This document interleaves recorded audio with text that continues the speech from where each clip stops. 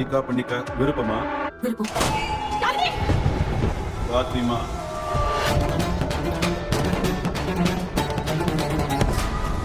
Global agenda. எங்களோட ex chief minister கிட்ட சொல்லிட்டோம். இதுக்கு என்னதான் தீர்வு? இப்படியே போச்சுன்னா கேரளா இஸ்லாமிக் ஸ்டேட் ஆயிடும்.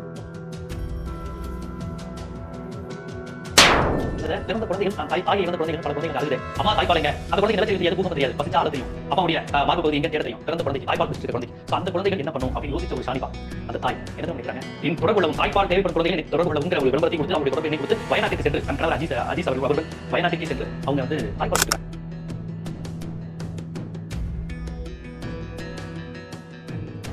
உங்க முகத்துல கொஞ்சமான சந்தோஷம் இருக்குல்ல, அது ஏன் தெரியுமா?